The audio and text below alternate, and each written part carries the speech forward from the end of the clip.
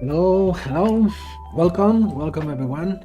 Welcome to this new streaming about jewelry, about the sculpting jewelry with ZBrush. My name is Nacho Riesco, and I will here during the next 2 hours sculpting this design I started on my previous stream. So you want to visit and see how I started, so you can try to search my previous stream and you can see from the beginning how I make this. So we are at this point. I will introduce you a little bit. So a quick introduction about what we are doing. We are about to create a pendant. This is the draft, the first draft or the first sketch I made. The idea behind this is making a two pieces pendant, which it can be wear only the heart or only the dagger. So the pendant is going to be composed by two elements, the heart itself and the dagger. So maybe that's the reason why. So maybe if I grab here the chain here, just for explaining to you what I have in mind, try to tell you. This is the idea. Okay, let me see if we can. Okay, here it's gonna be necessary to add another loop there. So let me send it to the left here. So it of course has a sense to have both elements together, so with two pair of chains, but this is the idea. So it's you can assemble or disassemble the heart from the dagger or the dagger from the heart, so we can have two pieces. Oh, this is the idea. This is the reference I have. So we are about to sculpt something kind of ornamental designs like this, with this kind of floral scrolling or forms. We can create maybe, because the size of the dagger is not going to be possible to add a lot of detail on the handle, but here you have some handle engravements I got here. Maybe we can use some of them, any of them as a reference, but maybe due to the size of the handle, it's not going to be possible to add a lot of detail on the dagger. So I select this image because I like the shape of the blade. I have tried to replicate here, not exactly the same, because we are at the very beginning of the designing process. We are still developing what we have in mind. We are still developing the design, sculpting form, putting all the elements together. So let's see what we get at the end of the streaming. And this is of course, here you have a good example about the kind of ornamental detail I want on the surface. And here I have gathered some, I have here this picture taken from Pinterest, where I use this heart shape as the main reference. Of course, I think we are going to mix some of them together just for grabbing the thing that I like from one, pick the element that we like from one and add it to another. So just till getting the result that we like, and that's it. So maybe we can start the sculpting. So let me check if my settings are working properly on the chat, on YouTube. Looks like it is working well. Hey everybody, hey everyone. Let us say Baxter, how you doing? You are here again. Thank you very much. Hey, not to see you here. Yeah, I'm here again on the Maxon channel, making my own streaming with Maxon with ZBrush. Good day, sir, to you also. Tank guy, looking forward to training with you next week. Yeah, sure. That's linking with your comment, so I will introduce you. Let me close this. I'm gonna split the change first. Let me grab here and let me put this on the side.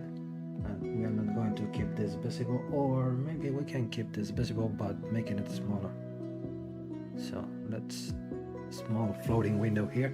So let's grab the pencil, let's control and grab this So let's split the mask points. So this is the idea. So I already have the chain and the loops here just as a reference. Okay, we are still, as I already said. Also, we are gonna add a basket for holding this stone at the bottom. So it's gonna be maybe here we add a red stone like this one, something, you know what I mean. So it's just like just for having a context of the dagger when the dagger is inside of the heart, so it's bleeding, so a drop of blood. Okay, that's the idea. Okay, we still need to develop it, but this is this history behind this pendant. So that's the reason why I already have this teardrop or pearl cut hemstone here at the bottom. So we are gonna make the stone setting for the gem and so on. So but now it's just there just for having a reference about the composition of the three elements. So the heart, the dagger, and the teardrop here, blood drop here on the bottom. So let me hide it. So we are gonna start from this point where we left from the previous streaming. So before I start sculpting, I'm gonna talk to you about the new curse I'm currently having on Vertex. Okay, if you go to my LinkTree, you can read it here. You can watch it here. My LinkTree is LinkTree/Nacho Riesco, and if you go to this place, so you can click on this first box. So you will get access to the course that I'm currently having on Vertex School. This is a course dedicated to sculpting jewelry designs with ZBrush. The course will start the 20th of May, so you are still having time to enroll in the course, just in case you are interested. So I'm gonna copy and paste this on the chat to all of you, just in case that if you are interested. So it's a course composed. The duration of the course is 6 weeks.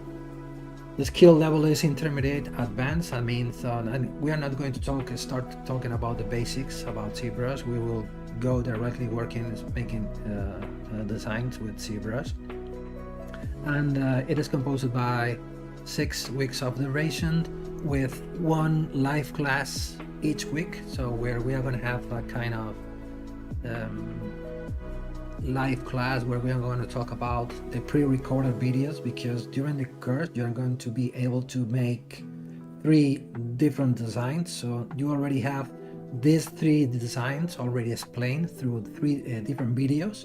I recorded them when the course started. So when we are going to create a ring, a brooch, and a pendant, so we are going to cover different techniques or different workflows inside of ZBrush, useful for being applied on jewelry design. So it's a Viking ring, this is kind of a flower brooch, and this is the outing or 2 snakes, Ouroboros snake pendant. So we are going to talk about texture, we are going to talk about stone setting, we are going to talk about ring sizes, many different things during 3 weeks. And the other 3 weeks we are going to have a kind of mentoring where you can send me suggestions or possible future works that you are interested in.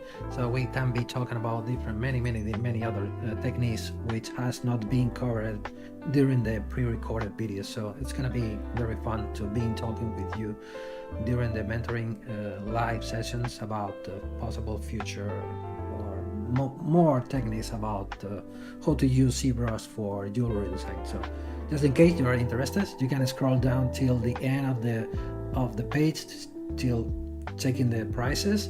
So there you go. You have there the link, and I will give you one more link where you can visit my Patreon page, just in case you are interested. Let me show you. It is here, but let me show you the page. What is it? Is here, view page. So if you're interested on jewelry designs, I just launched this Patreon where you can be part of my Patreon. You can pay them the necessary membership.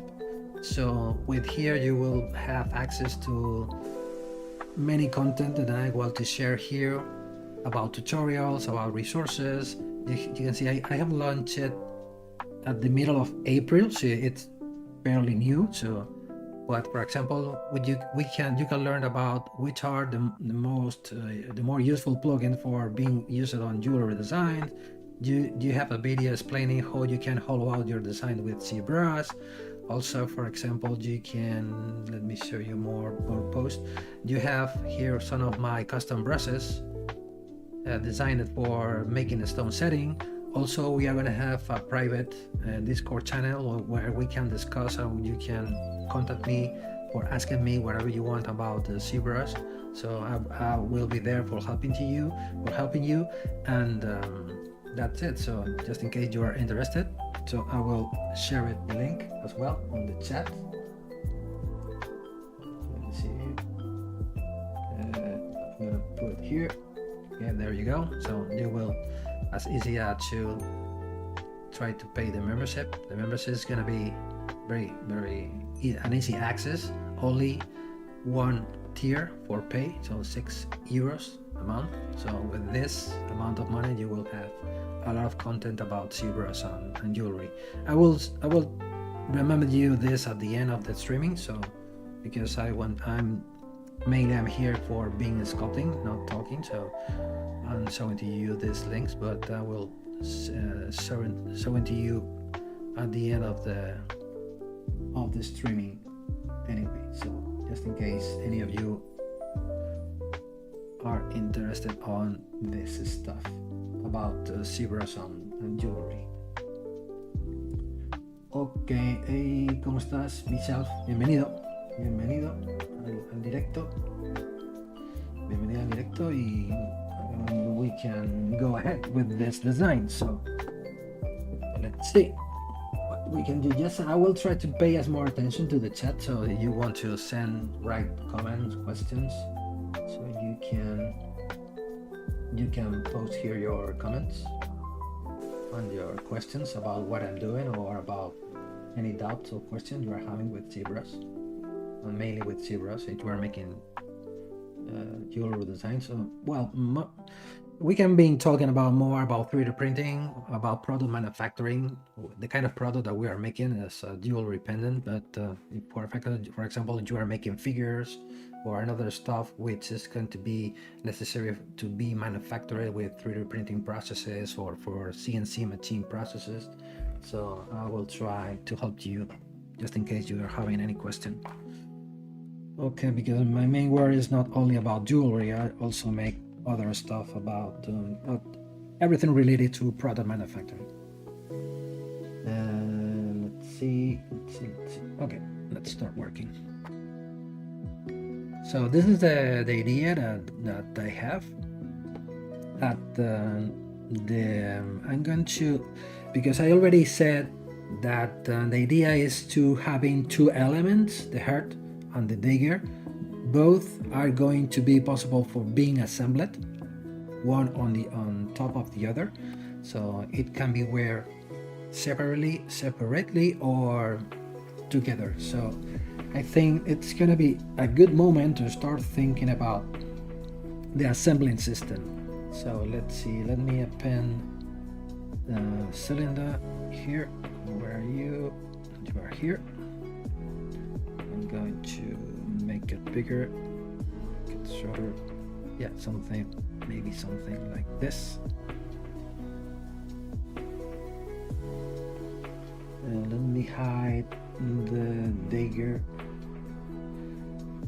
Maybe what I'm gonna do is to start making, let me put this at the bottom. I'm gonna make a folder. This is going to be, let's see, give me a minute.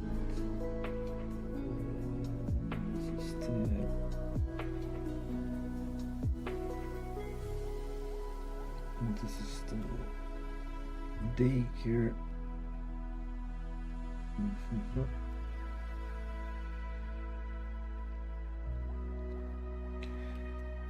This is gonna be the folder related to the digger. So I'm gonna put inside all the elements, all the stuff we made, all the subtools, which are the dig. And here we're gonna create a second folder called, this is the same folder number 2. This is gonna be the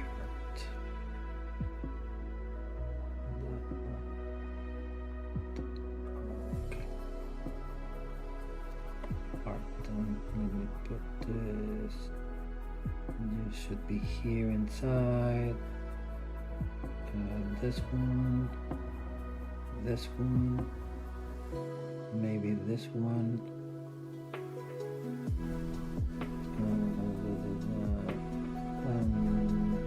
here we can create a third folder, others,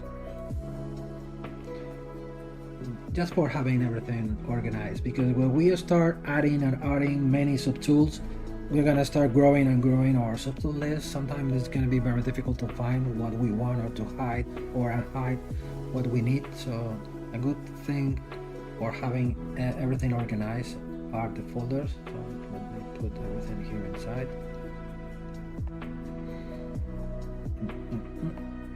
And we can hide or unhide things fast, so we can hide something like this, and we are about to start creating this. Let me see, do you have any one?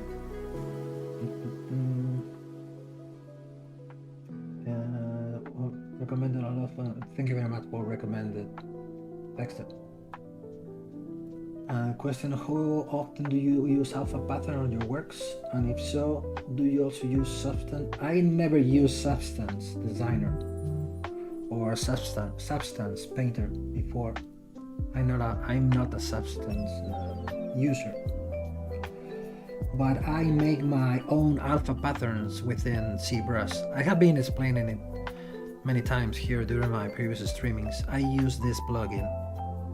This is a plugin that I love. Is the Nanotile plugins plugin, where it is going to be very easy to create tailable or seamless alpha patterns with nanomesh, with the nanomesh system. So you are going to be able to create, for example, snake skin patterns, or feathers pattern, or repetitive or non-repetitive patterns for creating your seamless alpha maps. And I use it depending on the kind of design I am making. For example, if you are creating a snake, of course you are going to need it. Or for example, you need to grab a texture all over a ring surface, or a signet ring, or depending on the kind of design we are doing, it could be very useful. But it's gonna be part of the process if you need textures on the surface. But I create them with this plugin, Nanotile Texture plugin.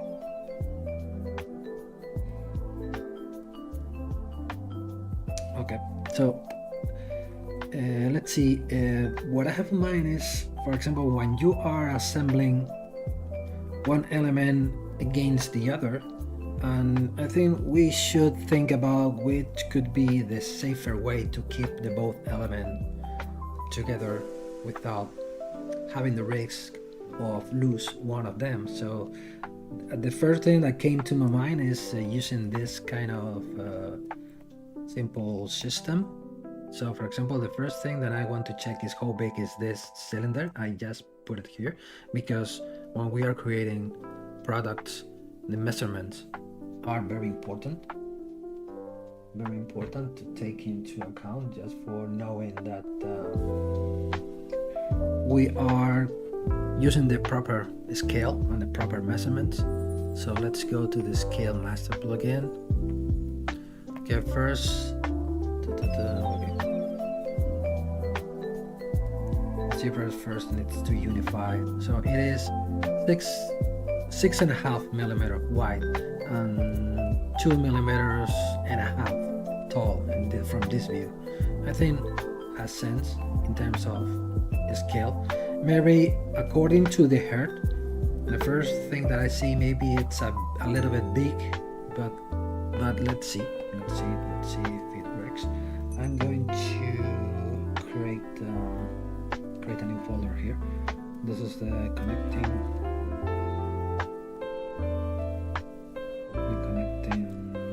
system. Create a new folder. This is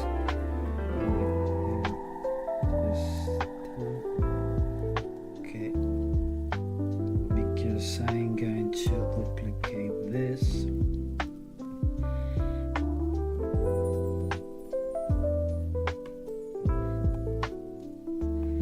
Where's the gizmo? There you go. And I want to make it smaller, taller, something like this. It should be in the middle, so you know the way to send things exactly in the middle of the workspace. I have these three buttons. For example, if you are not having one element exactly in the middle of the 3D workspace, and you need to, for example, in this case, I need to create the hole exactly in the middle of the big cylinder. I can click on this button, and ZBrush will send the object immediately to the center. So we can, let me turn on my boolean, so it will be something like this. Let's see how big is this, the hole, because I use this as a negative mesh. So let's see, this is this is a 4 millimeter by 10 millimeter. This is a 4 millimeter wide, and you need to know how thick is this. I'm going to remove this.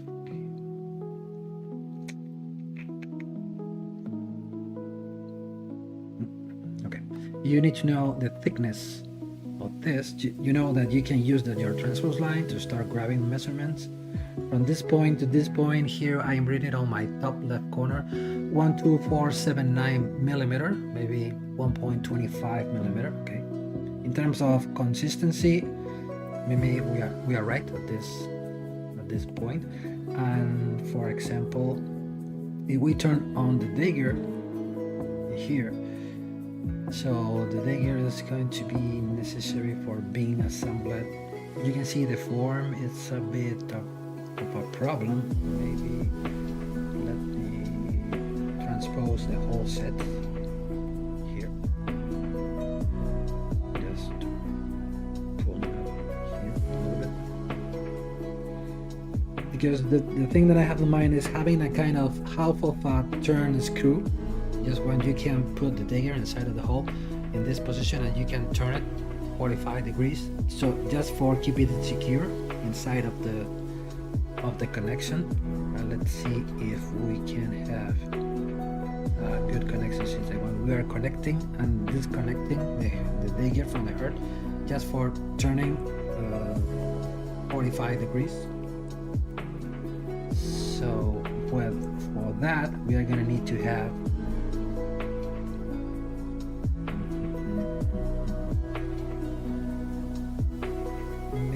thing could be smaller. Let me see. This is we said we go from 6 millimeter to 5 millimeter. Let's see. 5 is going to be maybe very small. Maybe we can go to 5.5. This big. Let me grab my caliper, because when we are taking measurements, it's a good idea for having a ruler on this kind of caliper, just for figuring out how big are the elements that we are creating on the screen. So one produced, one printed and casted, they needs to be consistent enough for example in this case for handling the dagger and the heart with our fingers. So we are creating very small tiny things, very difficult for being assembled. Maybe a person is not going to be able to fit one into the other. Maybe 5.5 millimeter. Yeah, maybe I consider the minimum 6 was a good idea. Maybe staying below 6 millimeter is going to be a big problematic. So this is going to be the minimum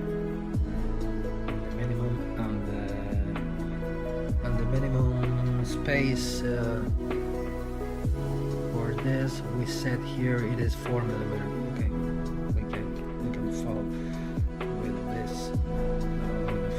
Maybe we are gonna come back again to the 6.5mm as the beginning here.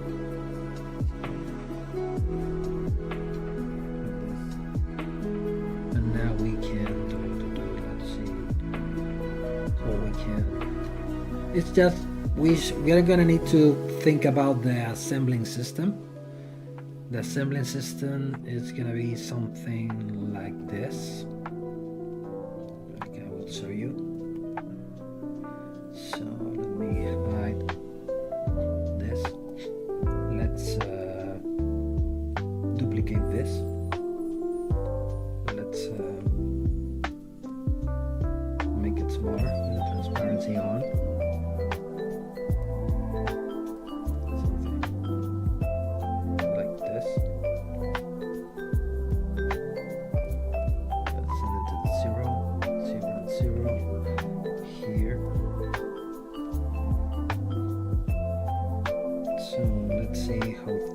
Just 0.6mm, yeah, I think 0.7mm. Okay, so we're gonna create this kind of something like this. We should think about this. Of course, this is not going to be 360 degrees because we said that it needs to be. Let me duplicate this.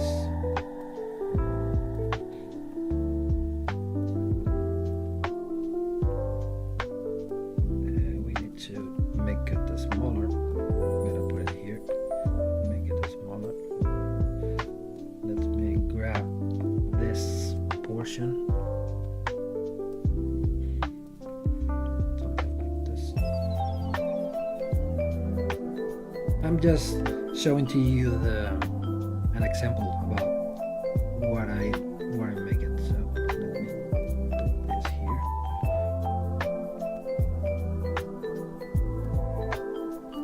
Okay, having something like this. Of course, maybe smaller.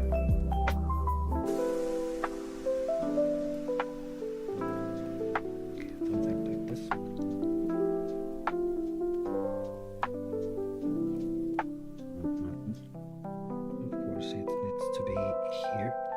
We can go further than this line, so having something like this. And we are gonna need to put it here and twist a little bit something like this. So let's see if we let's see first how big is this. This is 1.8mm, almost 2mm. 1.8mm. Maybe we can make it 2. A bit bigger. 2mm, like this.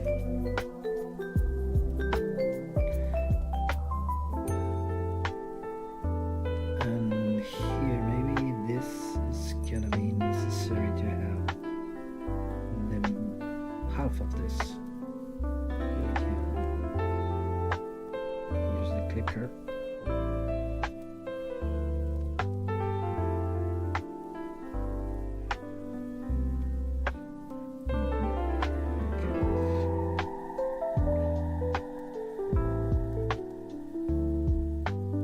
Because it's going to be necessary to add here a blocking point here.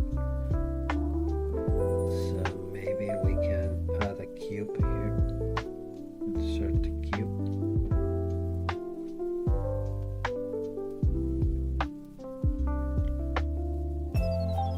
I should think after how I can improve it, but at this point is just thinking about the system. Let's see if it works.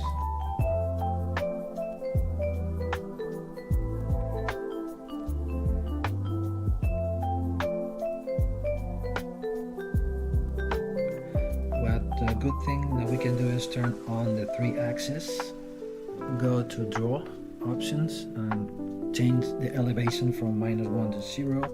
So now from here we are seeing what is exactly the center. Something like this.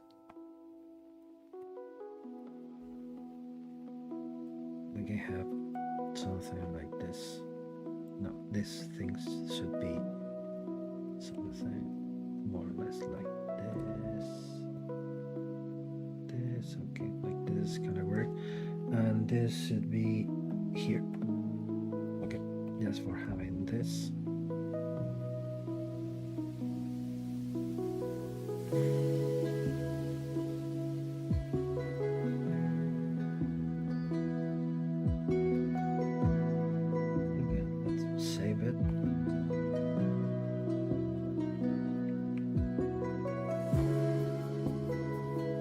I'm checking if this is the first idea that I have in mind works.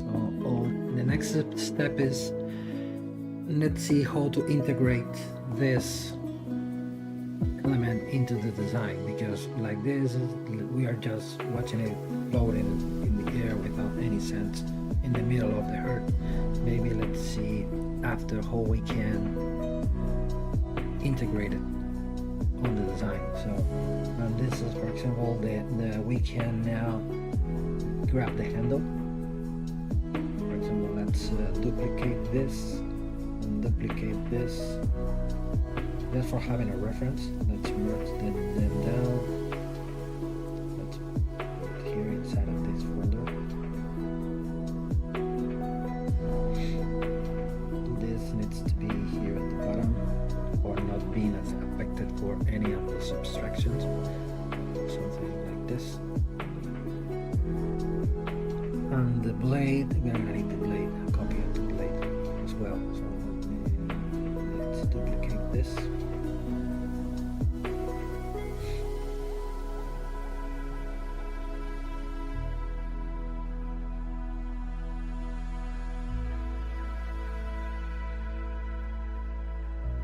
So the idea is that we are going to assemble without symmetry, to the center.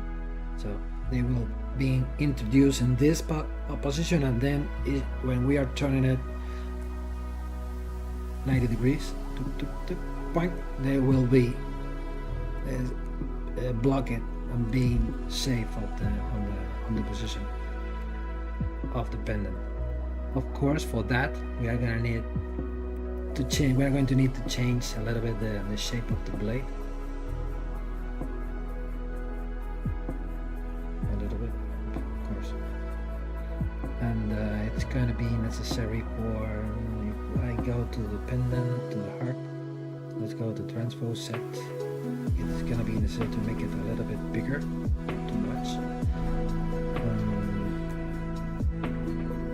Grabbing these two scrolls, we need to move them a little bit, away from the blade. Maybe we can grab the mask.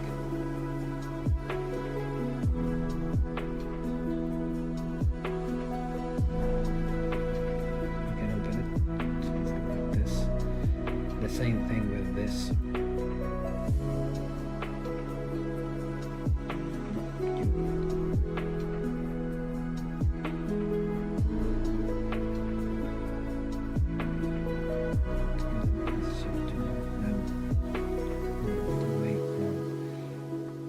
So now we are seeing that we are touching the blades, but maybe a good option can be, let's see if we move it to the front.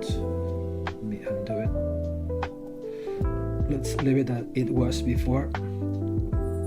We can move it this way, and now we can move it this way. Right? This could be a better option.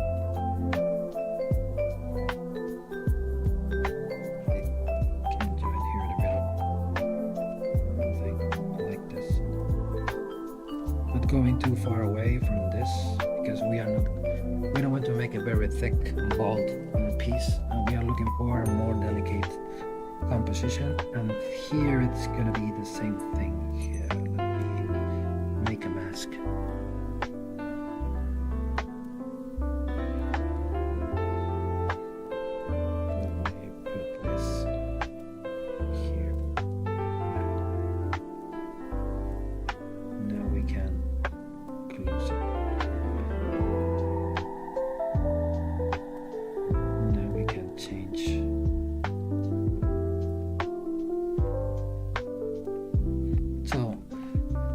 Yeah, because the good thing about this is that from the front, let me see, sometimes my brain is trying to find the right words in English.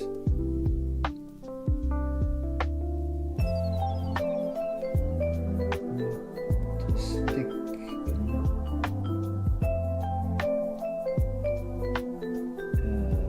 Yeah, shrink. See, I'm looking for it at the front.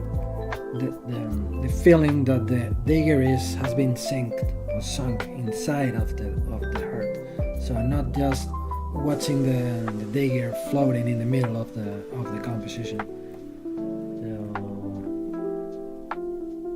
So this is what I'm looking for.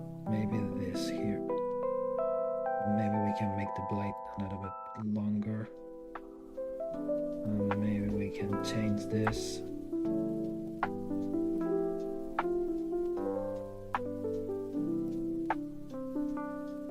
So at this point, it's the moment for playing with the composition and with how all the elements should work together. So we are not sculpting anything yet, because once we decide that the composition works, then it's going to be the time to start sculpting the surfaces.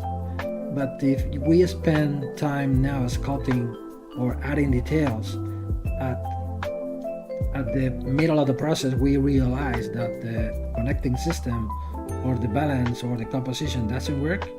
So maybe it's gonna be necessary to destroy what we already made with the details and start again. So it hasn't too much sense to spend too much time detailing now. So let's play more with the composition instead of that. We should be worried about now about the thicknesses. For example, here we have a piece of metal of 4mm. Maybe this is too thick.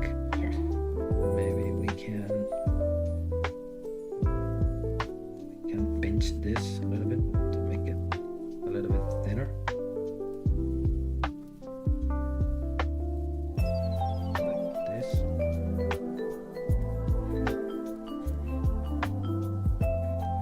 We can do, let's see how it works. If we make a copy, make a mirror on this axis with the z-axis, let's see, we can create, well, with this maybe we can think that it works, but in terms of jewelry, that's the reason why I always try to emphasize that we are creating jewelry designs, because when we are making things thicker and bigger, we should be thinking about the weight, or not just about the cost of the material. Of course, this is going to be very important, but in terms of the wearability, when we are putting something on our neck, we're going to feel it very heavy or not.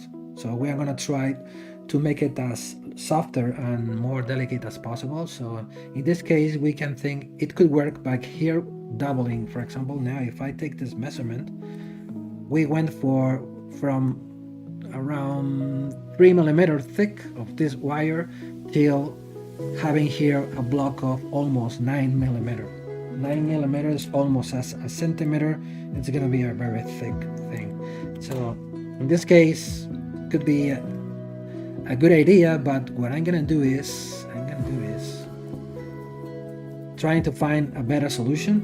Another idea that I have. Let me make an auto groups, mirror and well on the X x-axis, just for having the same groups at both sides. What we can do is grab this guy and this, and now we can rotate it here, put it behind. From the front wheel looks the same, but here, for example, what we can do is we can let's see, we can push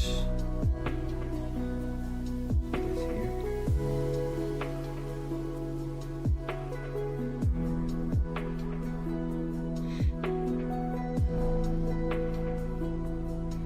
We can polish it.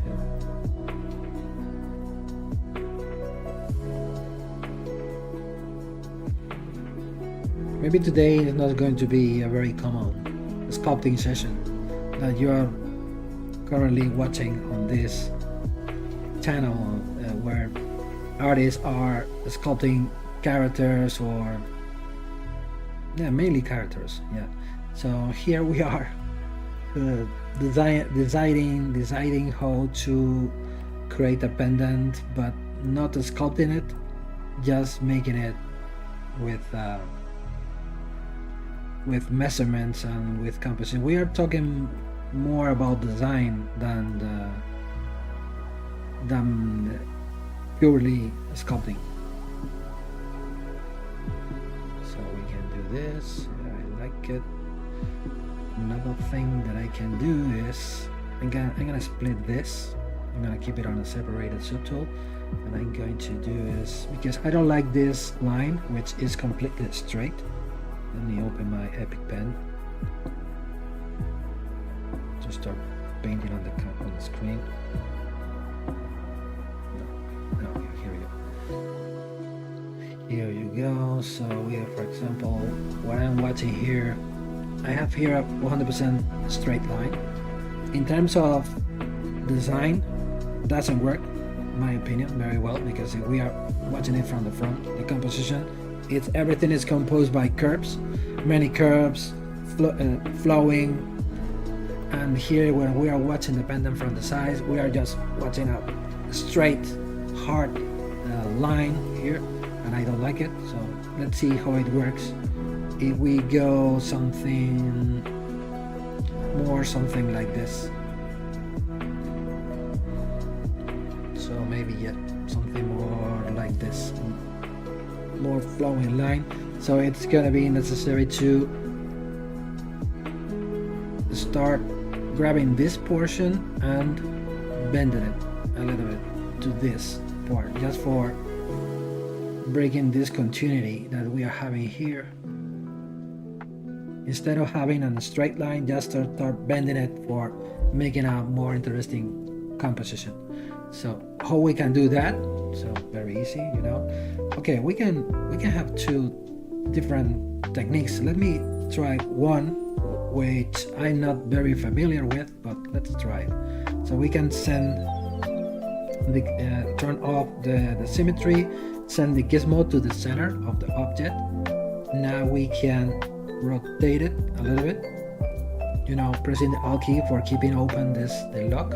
So we are going to be able to move, or to rotate, in this case, the gizmo, just for preserving the same direction that we are having here. And now we can click the gear and bend gear. We can add more control points. Where are you? Okay, I'm adding the control points on the wrong axis. Here we can control the axis. This is the no, not here. Let me see. This is the symmetrical. 0 equal no, 1 yes. I need to be at 1 because I'm working with a symmetrical piece. The smoothness axis, number 1 on X axis, number 2 on the Y, and number 3 on the Z. So we are looking for the 1. Yep, something like this.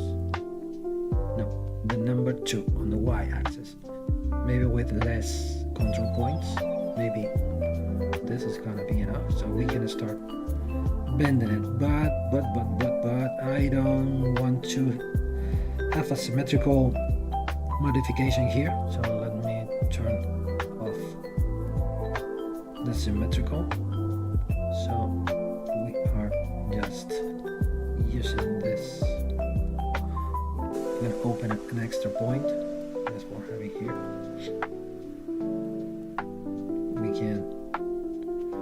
Now we can be adding or removing points depending on how much the amount of mesh we want to transform. Maybe we can add one more here. You can see from the front remains the same, but from the sides it's a big difference. Maybe what we can do now is let's see. Okay, let's change this, the axis. Let's click on accept. Let's come back on the gear, and now we can do now the axis should be 1, because maybe we can change something. Yeah, something like this. You can see here now from the side, my opinion works better than before. And now with the move brush, with the freehand movements, we can start refining the shapes. Of course, we are still using a base mesh. That means that the mesh that we are working with is a very simple mesh. So maybe I can. It's a very low poly mesh. You can see it's a 45,000 polygons or points in this case. So we can zero mesh it for reduce even more the amount of polygons, keeping the half like this. Just for having more control on the smoothness. You can see when you are touching a lot of the mesh with the move brush, maybe you can break the softness of the surface. So working with a very low poly mesh, then it's gonna be it's easier to smooth out or to remove the artifacts that you were making with the move brush, just adding touches to the surface. So you can go to polishing, start polishing, and you will get a softer and a smoother mesh.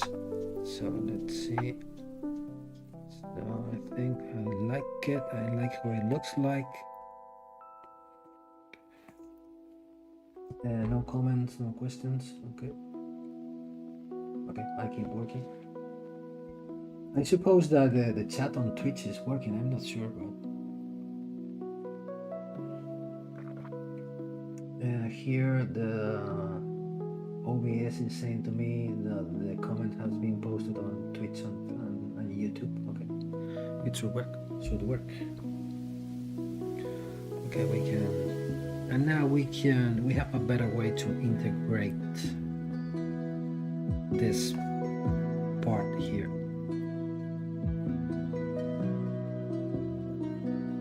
Also, maybe what we can do, we can add a small element here. With the same process we were using for making these tubes, these scrolls, we can add a new one, smaller one, like this.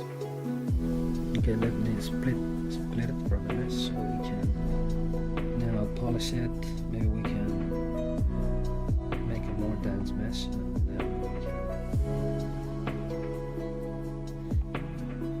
Start making a mask, the end on the tip, blur the mask, and we can, you know, this is here we have a very easy way of, if you change the focal shift, you're going to be able to create the very fast and great movements here.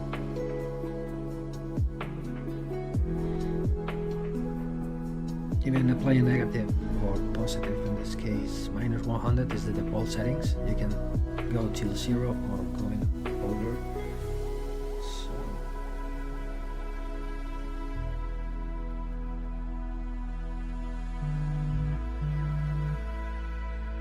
something like this.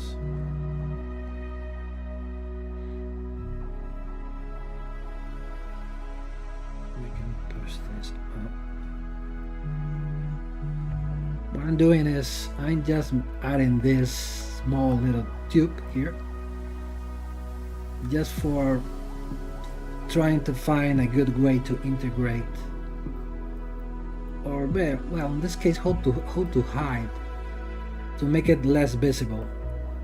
We can say this cylinder we added for the assembling system. Maybe I just turn off the back face mask, so we can turn it on and turn it off, or adding or not adding thickness. Maybe we can grab this, or making this kind of scrolling. Don't forget to use the polishing, just for having all the deformation and all the shapes as more regular as possible. Let's create a new mesh, so let's polish it. So with this, you can say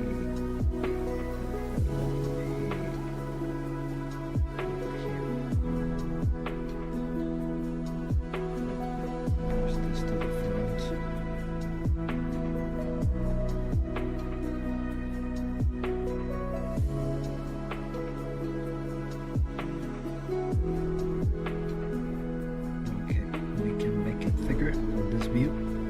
Because if we take a measurement here, we are making very thin. This is a 1.2 millimeter. Okay, it's not very thin, but if we make it thicker, it's gonna be better.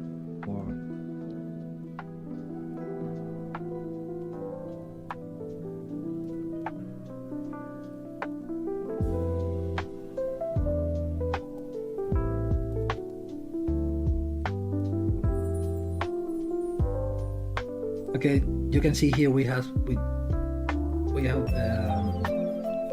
hide a little bit more the assembling system. Even more, maybe we can make it even bigger. This. Leave it there. Okay. Now it's even better. I think. Like this. Let's make it double. Let's make it polishing. You can see now it's almost invisible. Another cool thing that we can put here that came to my mind, we can change the shape, not for having this so cold and without any sense cylinder there. So we can use the move infinity with the AQ curve option, so we can change the shape here. Okay, before doing that, let me groups by normal first, because I want different poly groups for being able to polish the surfaces. After we can change this shape.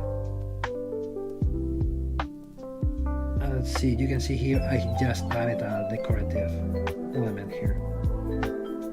Okay, looks better.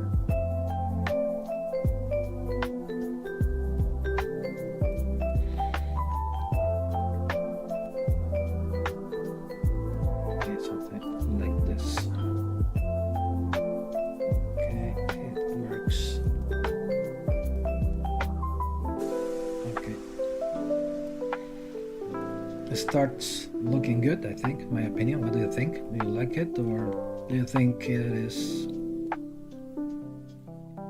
yet I destroyed, or it's worst? It is worst, or it's not better than before? What do you think?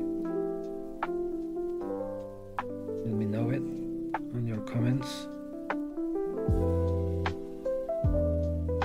But not necessarily. I really appreciate all of you who are here watching me on the live. But if you are watching this video, because you know that all the streamings are available on the Maxon channel website, mainly on YouTube, where all of them are available for many times. So you can watch it whatever you want. So you can leave your comments. It will really helps. So just leave in there your opinion, or what do you think about the streaming, in this case about the design or about the streaming, about the content they are creating. So here we have a problem, because here you can see here the cylinder is only touching at 2 points, with a very small amount of surface. Just for having a stronger connection, maybe we can add more tubes here. We can add 2 extra tubes here. Let's click on double. Let's see. Hola Alfredo. Sí, los directos los tienes en el calendario de Maxon para saber si no. El mes pasado no lo hice, por eso quizás estás un poco despistado. Pero si activas la campanita, te avisa cada vez que haya directo en el canal de Maxon.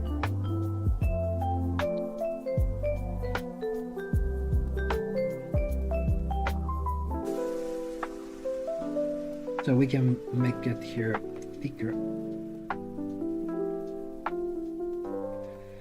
So just for having a better contact point there.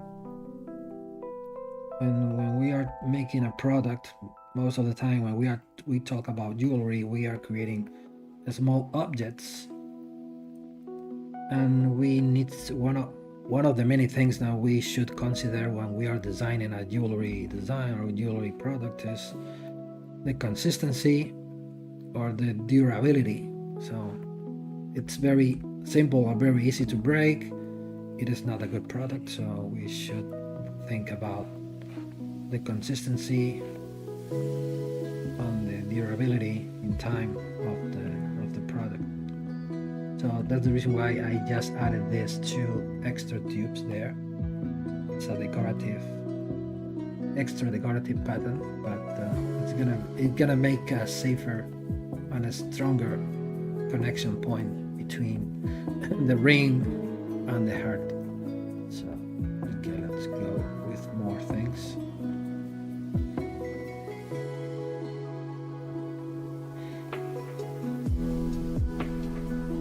This is one of the things that I love about creating jewelry or making this kind of products, because they are very challenging. You have to consider a lot of factors, a lot of aspects when you are creating a jewelry design. So about the manufacturing processes, about durability, about wearability, how easy to wear on our body, of course about the materials that we are using. It's a very challenging designing process.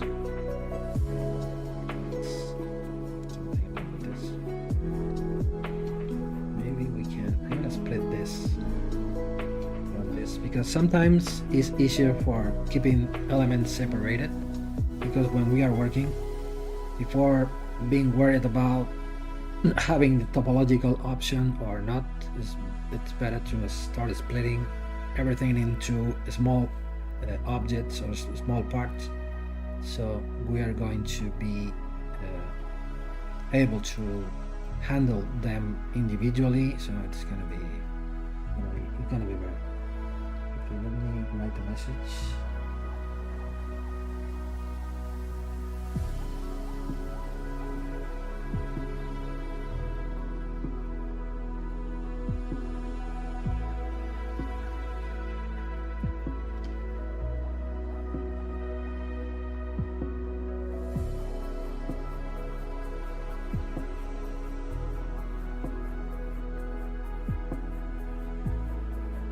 If you are using these options, for example, I was explaining to you the possibility of changing. You can see here that how you can affect when you are rotating. You can see here what you are doing. For example, we are focal shape 65. If we put it in 0, we're gonna be able to rotate it without any modifying. Until we modify this, or we apply 100, maybe less. So you are able to create this modification. it's like the object becomes soft and very easy to transform. But once you are done, I mean, for example, you try to push it to the left. In this case, you can see you are still modifying, or you're still changing the shape. So if you want to return the original behavior of the gizmo, it's gonna be necessary to try to set it up to -100 again, so you are gonna be able to move it as default. So don't forget to, if you are changing the focal shape, don't forget to return it to the original -100. If not, you're gonna get crazy with the gizmo.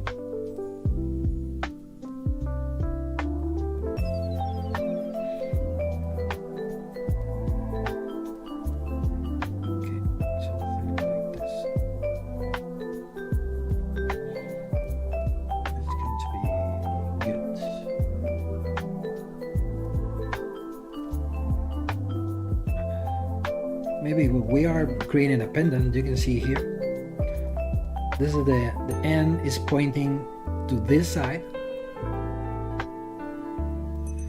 When we are having, it's gonna lay on the chest. So for example, figure out that this pink,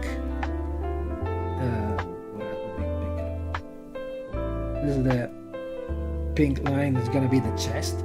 When you are wearing your pendant, if you are placing, you are having this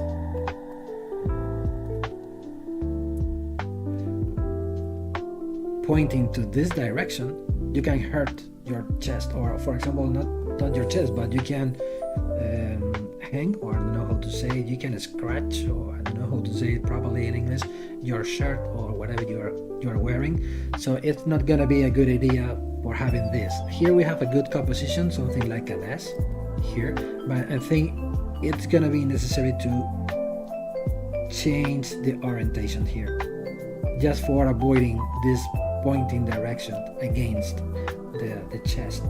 So we can, another feature that I love about transpose, you can drag your transpose, you can press your Alt key, and you can start bending things like this.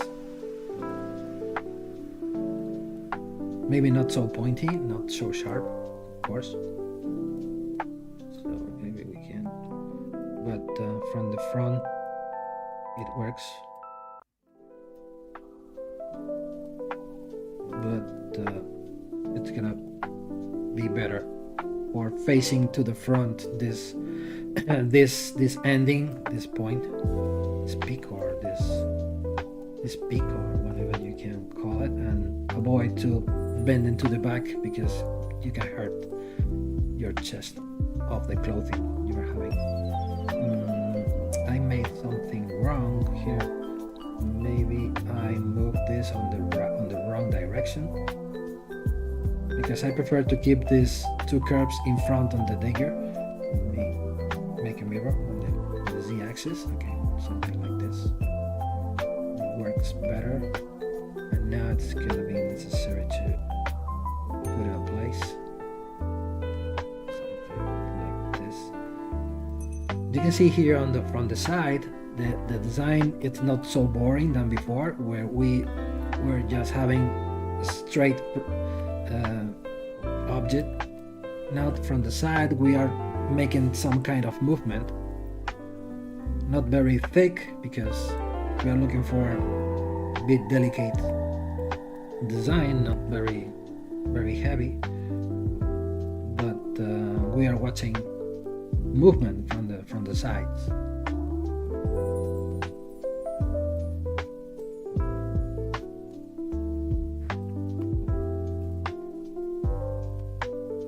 Okay, something like this. That's a good time for save it. Okay, no comments, no questions. Okay, let's keep working. Maybe I can.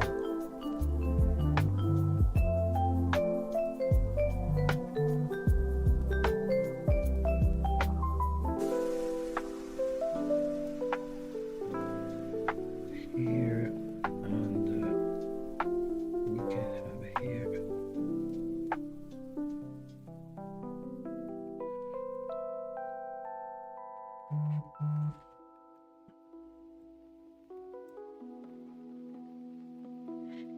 Okay, sorry, wait a minute.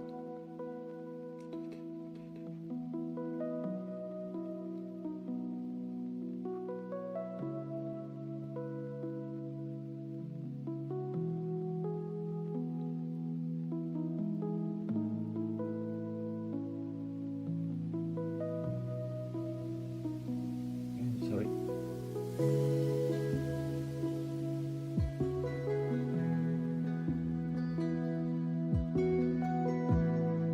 Okay, so let me close this.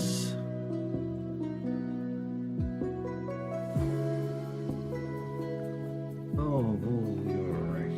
Yeah, this is the back, so I need to send it back again to the front. This is the front. This is the back. Perfect. This is the front. This is the back.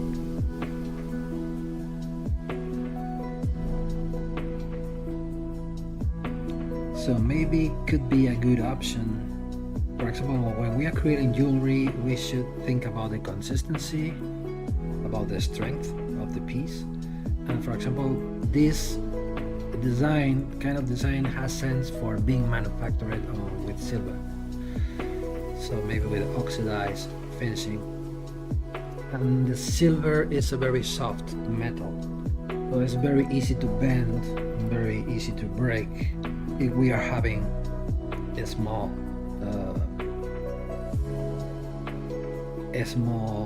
or thin parts. So it's gonna be necessary to pay attention to possible points, weak points, or easy to break parts. And for example, here I'm watching here, maybe here we can have a problem.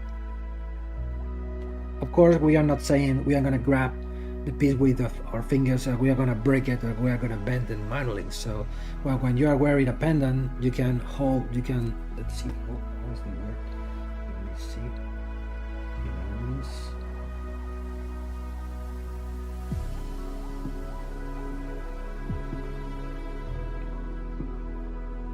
Hook, yeah. Hook up, o sea, all we can seeing and hook up. I'm sorry for my English, for my poor English. You can hook it up the pendant with your clothes, and it's gonna be when you try to remove the pendant from your clothes, you can break it if it has very weak parts. And here maybe we can have. I see here have a problem here. Here not, because here is okay, because here we have a connection point here. This part is okay, it's gonna be strong enough. But here maybe we can have problems. Maybe we can have a problem maybe here, or maybe here. Because we are talking about very thin wires, very soft and thin elements. We can have two ways for fixing this. What we can do is, because when we are watching the element from the front, it looks delicate in terms of the thickness of the wires. But if we are watching from the front, for example, from this view, it is 2.3 millimeter. Here, but here from the side it is the double, almost the double. It's 3.1 millimeter more, so it's thicker from this view. So this is gonna be the model, so we can make it even thicker. Grabbing this with the back face, we can make it even thicker to make it stronger. It's gonna be a good option. Same thing here. Or what we can do now here, we can try to make something, an extra element that we did here. Also, we can take advantage of this subtool. We can duplicate it. And what we can do is, we can put it here, we can put it here, and we can grab it here, and we can place it here. We we can create an extra connection point here.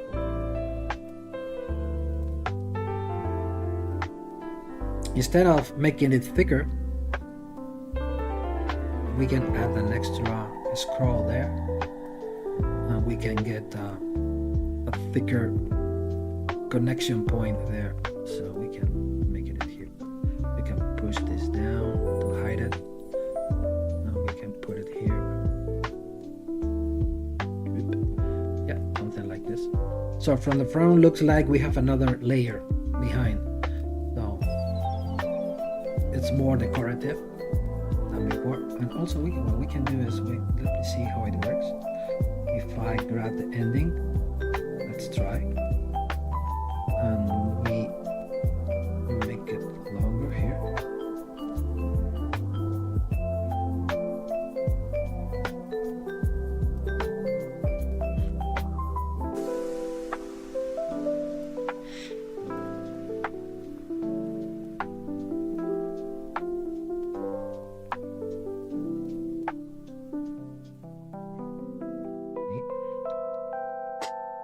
You know, one of the rules, you have the chance to read or to have some books about this scrolling or about decorative motifs, or you can find that you have opposite curves. Well, this one going in this direction, and you have another going in the opposite direction. It's a good way to start making a good composition. If you are following always the same direction, the design looks boring and uninteresting, but you are contrasting one direction against the opposite. You gotta start making interesting compositions.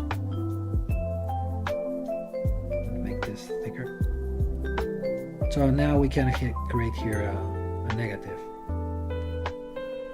an opposite composition.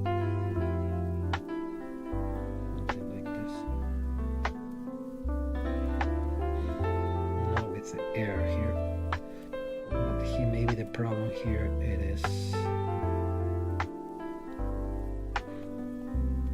but here we have something that hasn't too much sense, because we are watching this, looks good, we are watching this, looks good, it's almost it is flowing on the right with the same way, but here we are having something which breaks the rhythm. If you can see here, maybe it should go more here, going here, and having something more like this, like I see here. And here you can see here it is not following the right direction. So this is very straight, this, and we are looking for more relaxed flowing curves. So now maybe what we can do now, we can let's try to fix it as a one single thing. I mean something like this, something like this.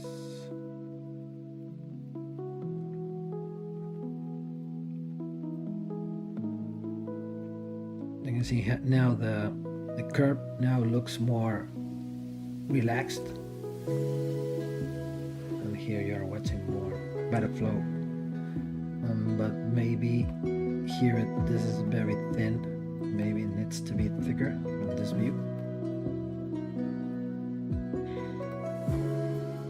Just for adding more strength to the composition, to the element here. And maybe we can put it closer to the edge.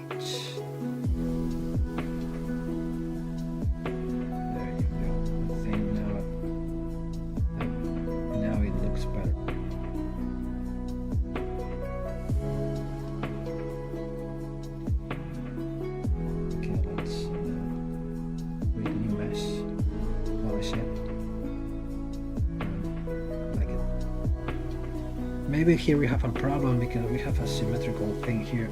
We are having this thing is happening here at the bottom. This is one thing that I don't like it. This is very repetitive. We are having the same element on top, then at the bottom. Okay, let me think it. From the stream saying, okay, no worries.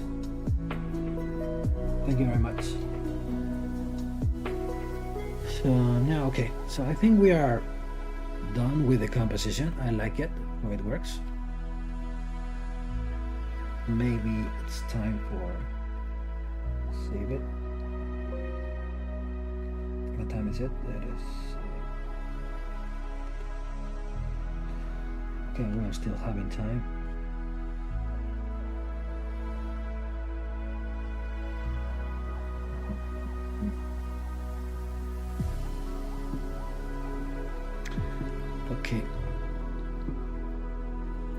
Okay, here if we go to the digger again, we can, and this is the, we can duplicate it. This thing needs to be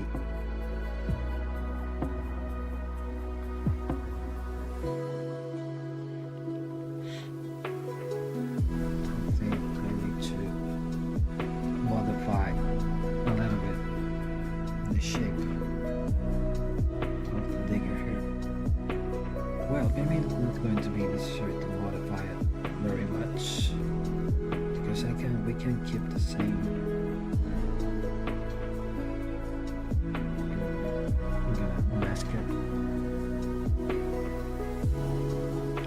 So,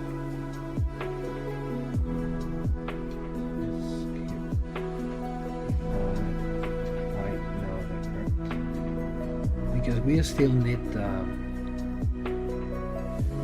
circular male and female connection, just for being able to lock it one inside of the other. But if I protect this portion, then I can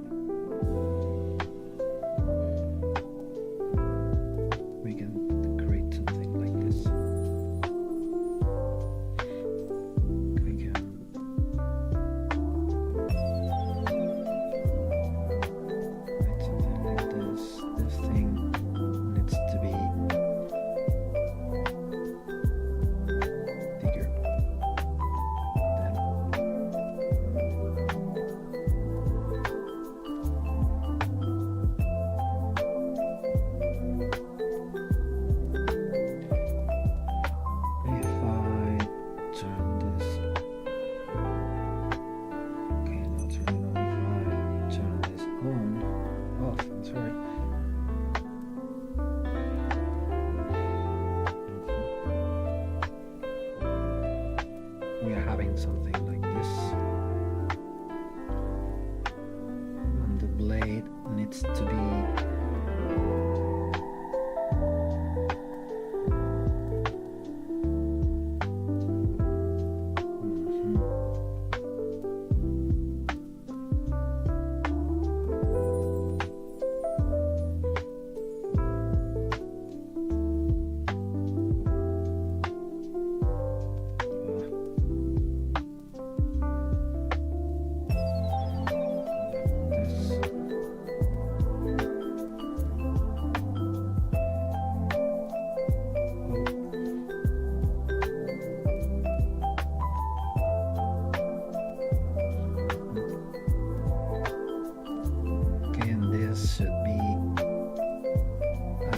this into this, but it's not going to be a big problem. Maybe if I group by normals, crease polygroups, I apply some, maybe I can grab now here at the bottom. Let's pull this down.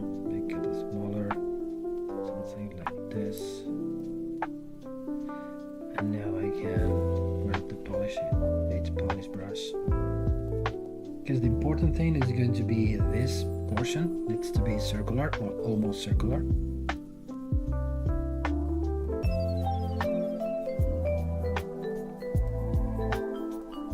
Like this.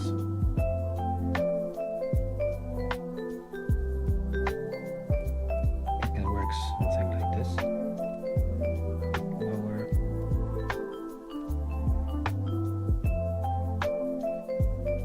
Maybe we can create something like this.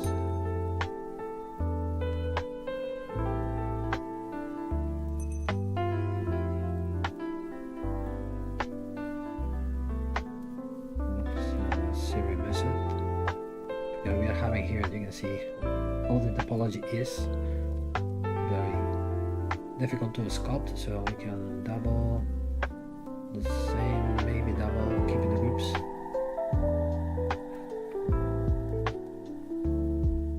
Or same. So let's smooth by groups a little bit here. Okay, something like this. So now from this point we can sculpt it. Let me sketch something. We can sketch here something like this.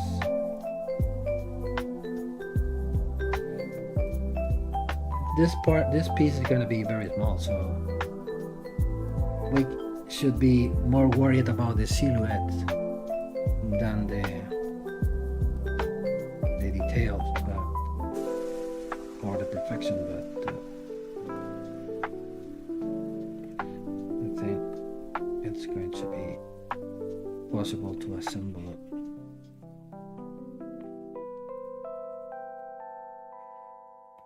One thing here inside of the other. Again, of course, it needs maybe a bit of more work, but the idea, I think it could works. So we can make it this more bigger like this, and it's gonna work, I think. So let me clean this a little bit because it's horrible now. Let me fix it.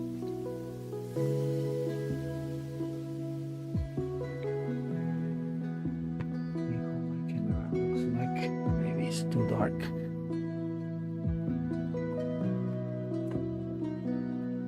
Okay, no comments.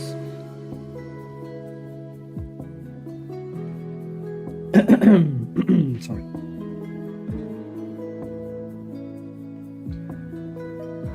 Okay, you can see it has sense in terms of the possibility of assembling one thing against the other. It's gonna work, so without any problem. I'm gonna work something like this. So, and for example, this piece, let me duplicate it. Let me make it a little bit smaller. And let's see the transparency. This is the negative, right? This is the negative space, okay. So it needs to be this thick, a little bit smaller than the cavity. Like this.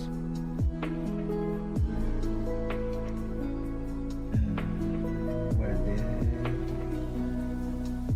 something like this, maybe a little bit more.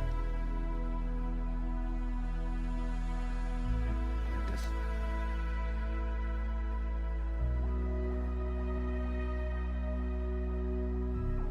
But the problem is that because this should be the final position, right? But let me try to explain you. I think you already know what I'm about to explain, but it needs to be in this position. Right? Well, it's that position, not in the opposite.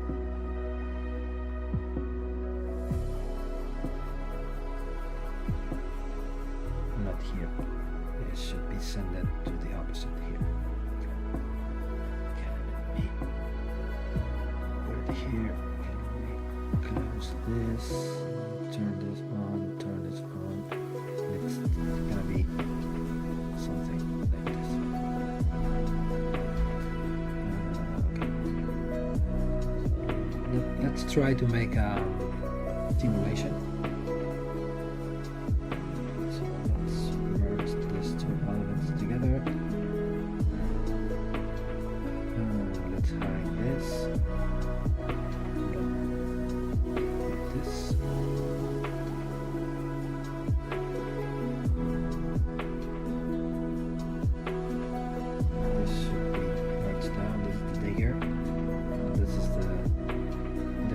System, right?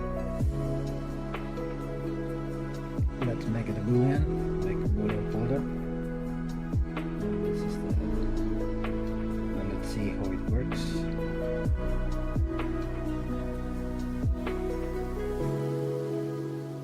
For example, the idea is to it should has, of course, we still need to polish it a lot, maybe the forms, the shape of the blade here, but you can see here, this is the idea. It will be place it here, here, click, here, and once we are here, we can rotate it to this way, and it will be in place safer, right? So I'm going here and 90 degrees, like a simple lock, door lock, or I don't know how to call this. Of course, we are going to need to check all of these measurements to see that it will work. It is not small, very small, and it will work. So for example, if I let me happen here a cube, not that big, here a cube, let's make it smaller. Make it smaller.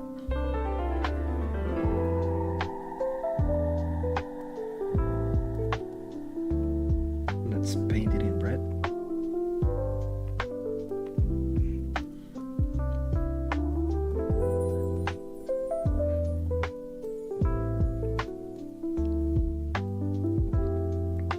Okay, this should be here. So you know, this is what we are getting. But here the problem that we have here, the position maybe, yeah, no, I think it's okay. No, it's not okay. It's not 100% okay, because this thing needs to be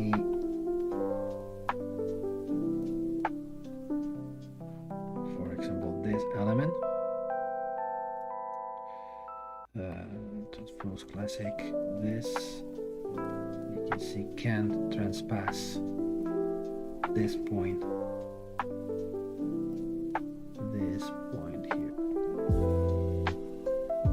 needs to be there. With this, it works. So it needs to be.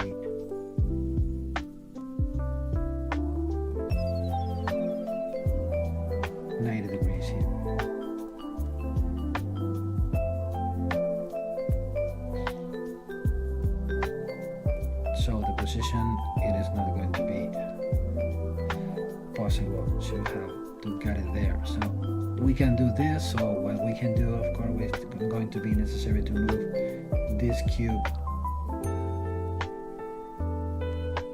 here.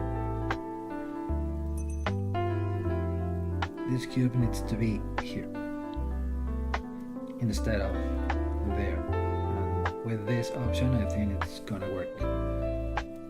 It's going to work, I think. Okay, let's see if I remove this visible part like this. Let's see. Let's make the boolean again. This is the option number 2, and this is what we get. So it needs to be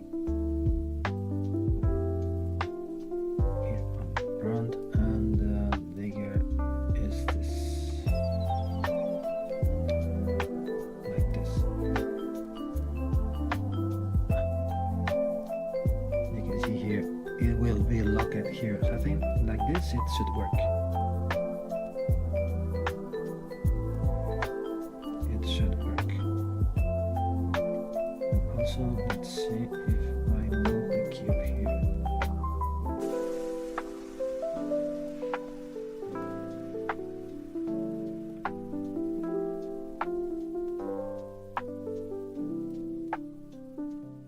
I think we're gonna watch it better. Something like this.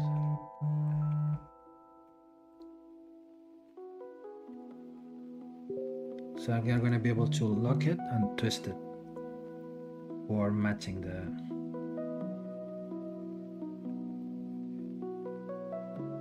matching point here. We can see here what is the ending. See, I can see the cube. It's to be there.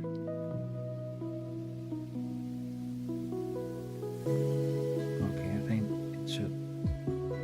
So maybe we can see how.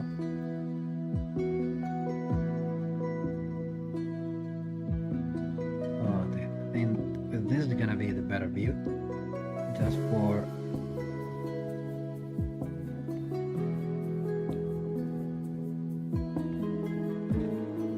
So we are going to put the dagger in this direction. Let's scroll. So we will introduce the dagger till here. And once we are here, we should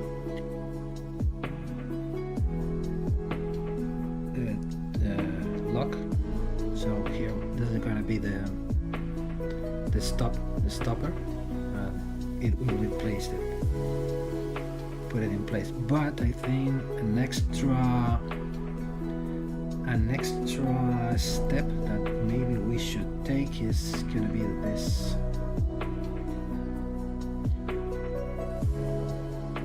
Let's see. We are going to need one more thing here, because when we are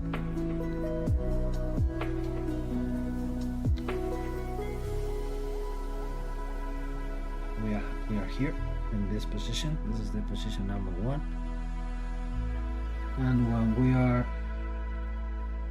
slicing here, oh no, I think it's not going to be, yeah, and it will pass through, and then he will stops here. Okay, no, it's not necessary to make that. So when it stop here, he will rotate it, and it will be in place. So the dagger only will get a small element here. Maybe we can, we should think now how to integrate this tiny little tab that we have here, how to integrate this on the design, not for just watching here when we are wearing the dagger alone, just for not being able to see one little thing pointing out from the surface without any sense. We should think about how to integrate this into the design, but I think as it is, it works. Okay, let's save it.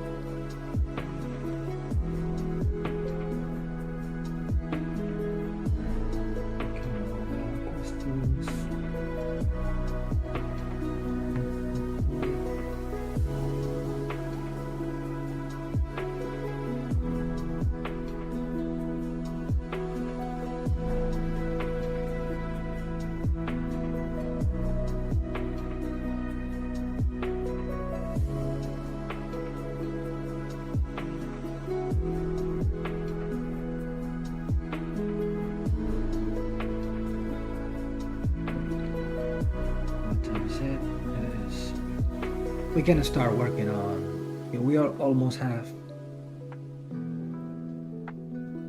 everything solved about the assembling system and so on, stuff like that. Now from this point it's time to start making things beautiful or interesting, you know. So maybe we're gonna start sculpting, adding details, because we take a measurement of the heart, so from top to bottom it is gonna be around 36 millimeter. We are talking about a small thing.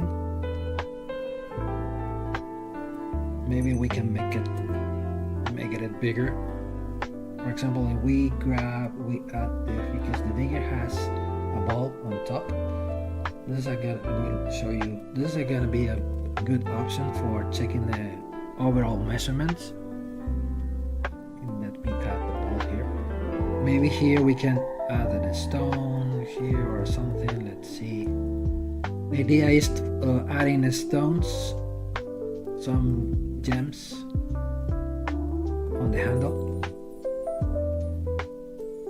Just for having something bright. So this is the idea. So if I turn my symmetry, maybe let's see, we try to set 1 millimeter stones. Let's see how they fit. Yeah, 1 millimeter sounds good. Let's try 1.5 millimeter bigger, like this.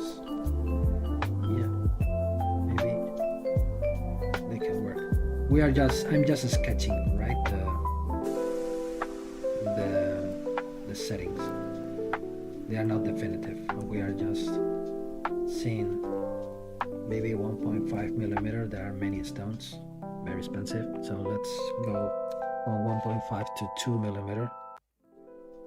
Yeah, has more sense.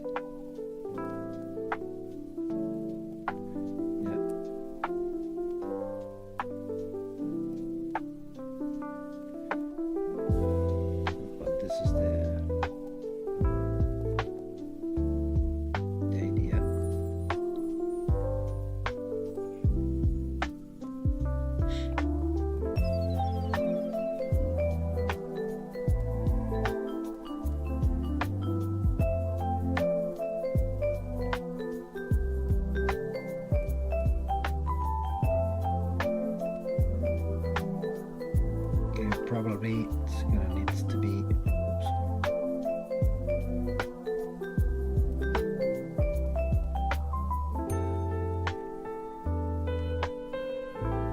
the idea is for having some decorative stones, just when someone is wearing just the dagger, or having some stones, some bright touches on the surface. Let me add the prongs. Stroke curve mode off. So let's try with 1/2 millimeter. Okay.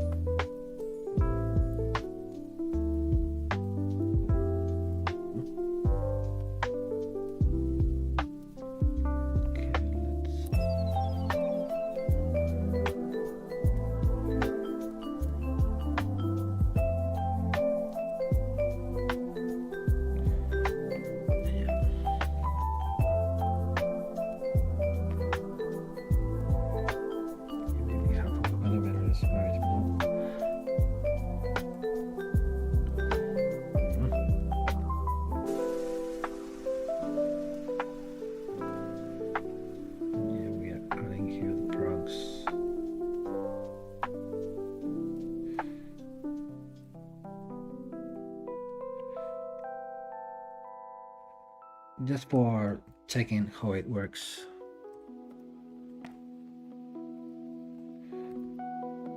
With symmetry, I forgot to turn on the symmetry.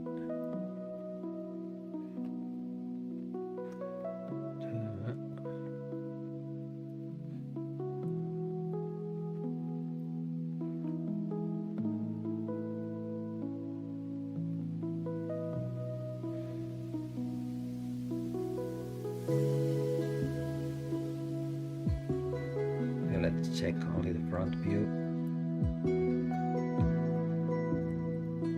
Maybe we need to change a little bit the size of the handle just for having better space for the setting. Maybe we have some areas where we are not able to, for example here at the bottom, maybe it's gonna be very difficult to set. We are not having enough space, but okay, we can fix it after. We can very well. Okay, we have something strange happening here. Okay, like this.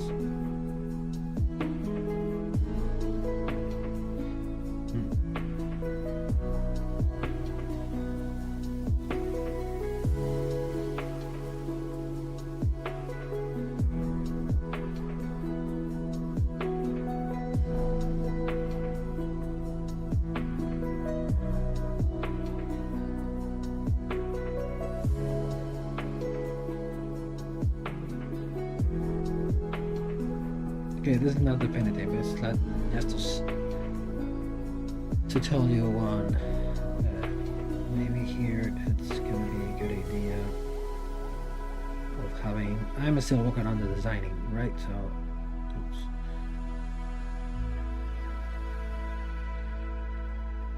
So we can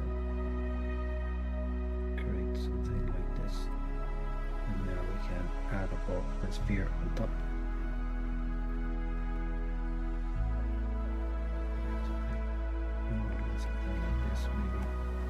This thing a little bit smaller, like this better.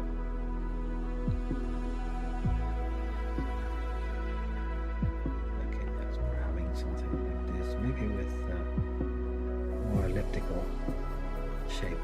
Okay, something like this. Maybe we can make the handle a little bit more interesting. Let's see. But let's check first. Okay, let's try. Sorry, let's try first the material on the hems. For example, we can use. I like to use this one. For example, the glass, because it's a very shiny one. Peel object. So here we have the stones on top. Let's see what works. This is the front, this is the back. Okay.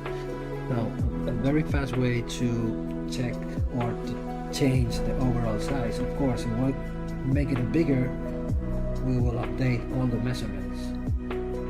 But we are still taking decisions. We are not creating as yet definitive forms. It's almost definitive. We can say we almost have maybe 60% of the things done. So that means, for example, let's see. If I go to the Scale Master, and here you have a button, very useful. New bounding box of tools. You will create a new bounding box based on all of the visible subtools. So we will get the overall size from top to bottom. Something like this. I'm still watching things that I don't like.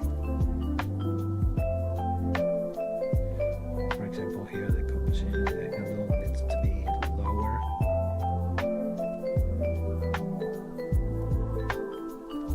This needs to be lower as well. Okay, something like this.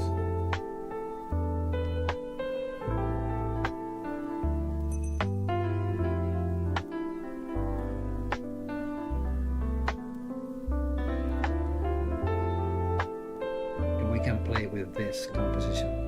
Considering that here we have, when I'm going to need the loops for attaching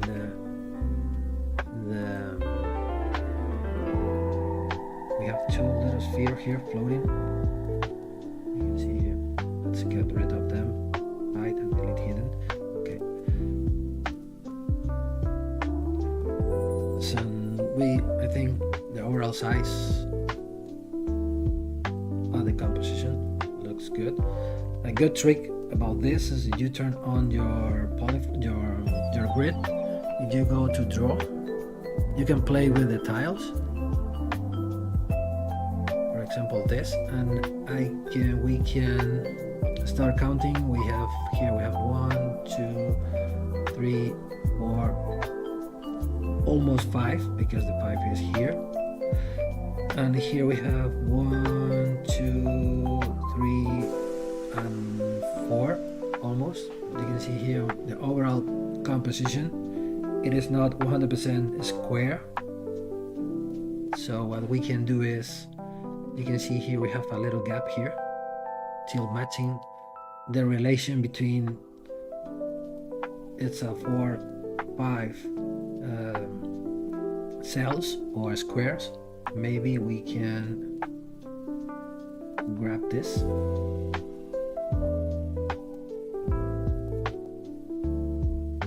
And we can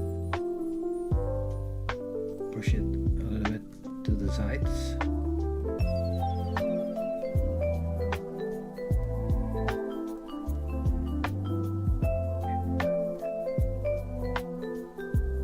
Here, something like this, almost reaching.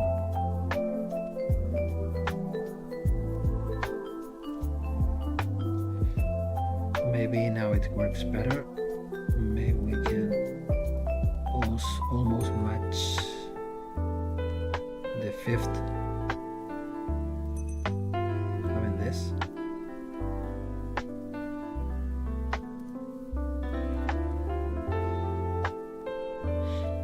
Maybe the ending is too sharp. Maybe it's gonna be necessary to make this pointy ending a little bit rounder, but I think like this it works.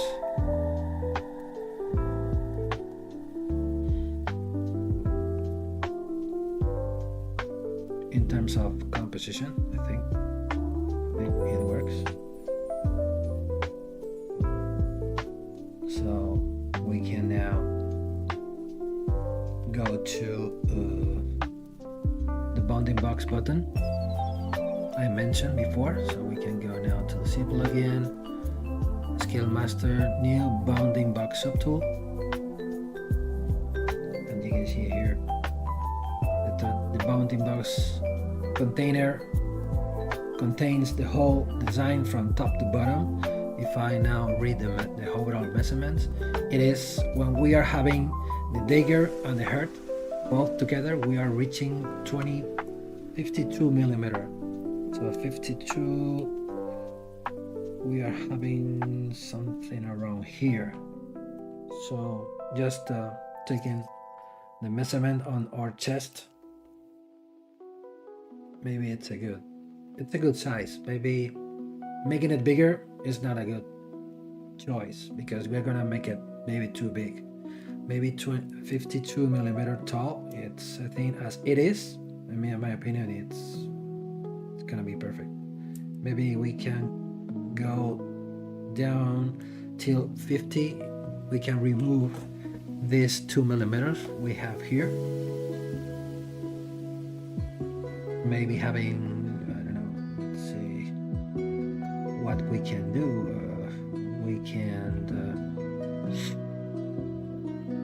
We can make the handle a little bit shorter with less stones.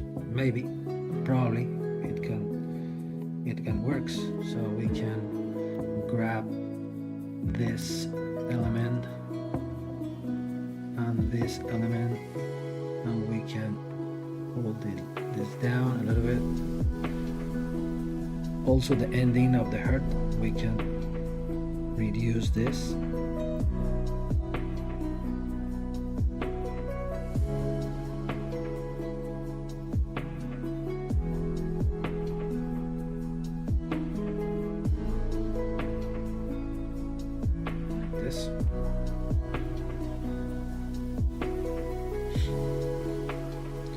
And let's see how much it is now. So come back to the new bounding box tool, and now it is 50 and 25.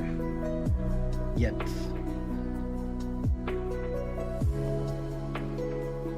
so I think it's gonna be necessary to reduce it a little bit, even more. We can make this thing shorter. Maybe what we can do, we can push this down blade a little bit longer, wider. But well, wider is not going to be possible because it needs to pass through the hole. So here we have a problem. It needs to be not so big. It needs to be thinner, something like this. Maybe we can hide this point. Let's see how it works.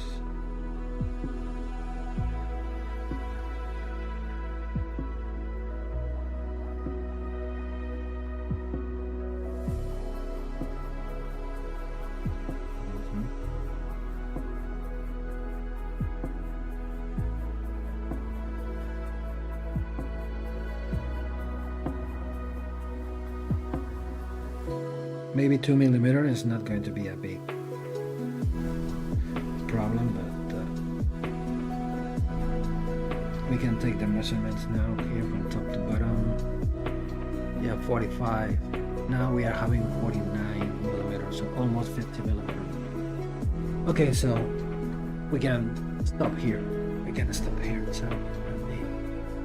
So now we're gonna keep making adjustments about the composition if necessary. And we are almost done. So let's save it. That's it. Okay, 5 minutes. Let me save it, and we can turn on this just for making the render. So I mean something like this.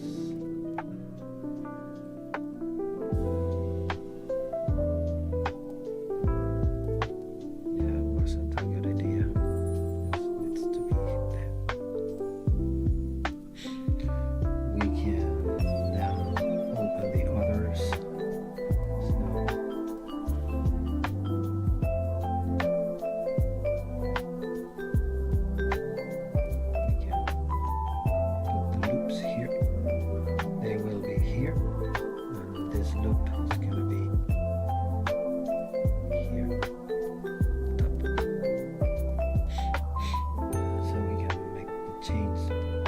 Visible.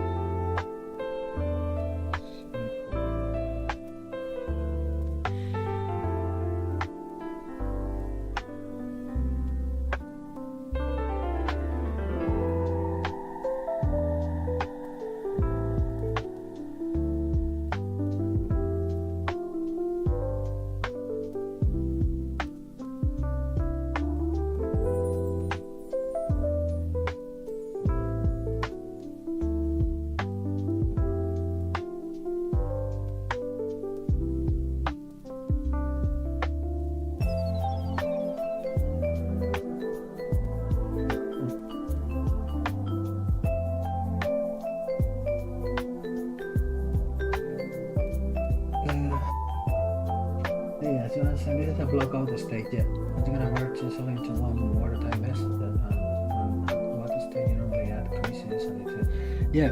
This is a. You are right. So we are just at the. You already said. This is a block out the stage where we are making the composition. We are checking that everything works together as a design. We have been designing the assembling system between the heart and the dagger. We have been checking the measurements, the composition, and then it's gonna be the next stage is we'll start making the overall detailing the surfaces. So, as you mentioned, it needs to be a watertight mess because you can see here, for example, this example. Now this mess is composed by 2 elements. So during the detailing process, they will remain as a separate individual messes because, for example, I will show you one example. This is, for example, I decide the composition now it works. So we go from this point and beyond, so sculpting the surface. So for example, now we can go now to start going to ZBrush. Let's try to create a double amount of polygons mesh, keeping the groups and so on. So let's make a new mesh like this. So we can apply the polygon. Now the groups are still there. We can now, for example, double again. So polish. So we can start subdividing the mesh 1, 2 times. So try to keep stay below 1 million. So we are almost reaching the 1 million. And at this point, the brushes that I use, so when we are here, because if I want to start making the creases here, as they are still separate meshes, individual meshes, I can tap here and work on this one and hiding the other one. That's the reason why at this moment I prefer to keep them separated. So for example, this is my personal preference, is using the SK brushes. For example, this one with the Alpha 39, and for example, let me increase the lazy radius, and we will start creating the creases here. Something like this. We can start creating positive creases like this one, and then of course, once we are happy with all of the creases, everything is working well together, so at some point it's going to be necessary to merge, to weld, or to soldering everything together. We can use the remix by union or Dynamesh. You can use your method of preference. You can create a negative way here, for example. And now from this point, it's all about, maybe this is where the funny part starts. So we start sculpting, start making these things. For example, we can grab the polish, H polish, to start polishing, to start creating flat surfaces here. We can start applying. So, and now from this point is making the strokes, polishing the strokes, refining the strokes, and so on. For example, here we have a mistake. We can fix this, we can fix this, we can smooth this to avoid problems. For example, I can control tap and mask this. We can apply an extra stroke here, something like this. And now it's time to start playing with the forms. Also, you can use this SK Slash, another very good brush for making this. So we can change from the default Alpha to Alpha 39. So from this point we can start refining, making even more defined cavities here. We can move things for fixing the curves. For example, I can another brush that it's very useful is the curve pinch brush, where you curve pinch. You can use it with lacy radius as well. You can apply this.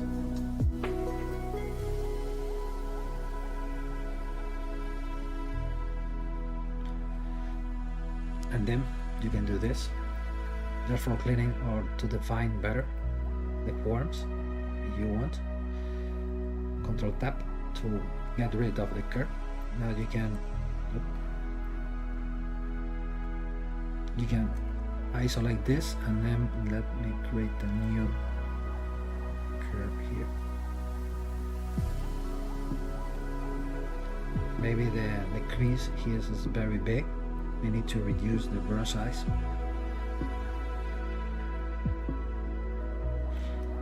There you go. So you can start getting this with this brush.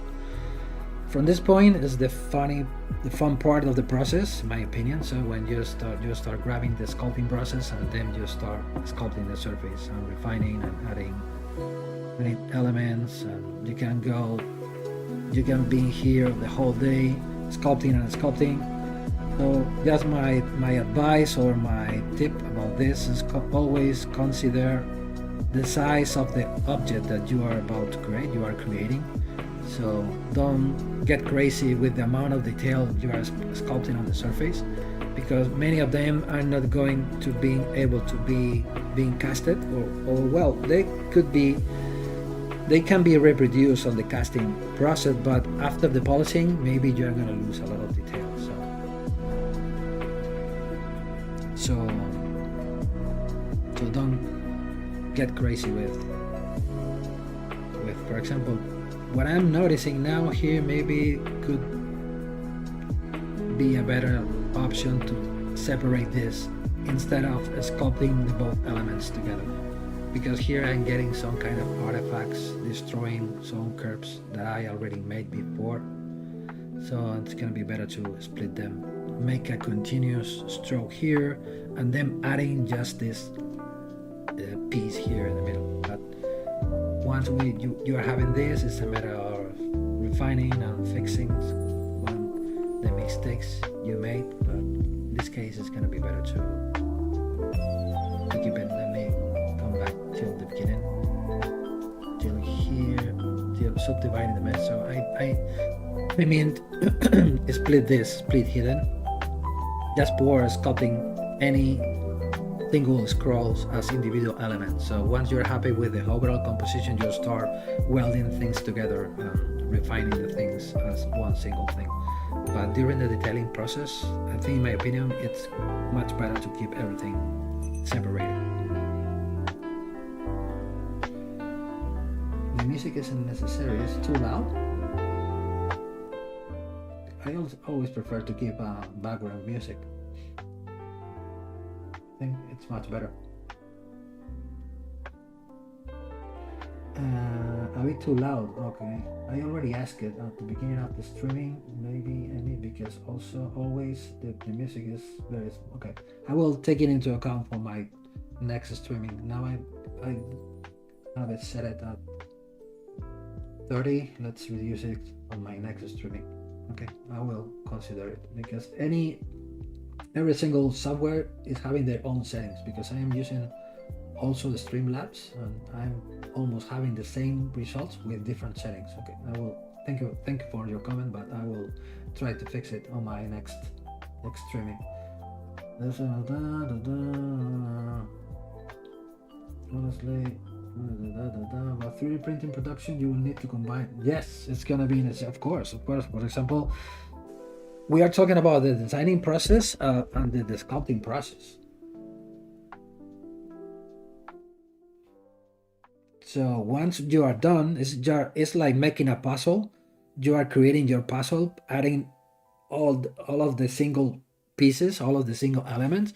Once you are happy with the overall puzzle is done, when you are done, everything is complete. You have the image. In this case, you have the design. With the puzzle, what you normally do is to apply a kind of varnish or glue for gluing everything together, and then you send it for framing.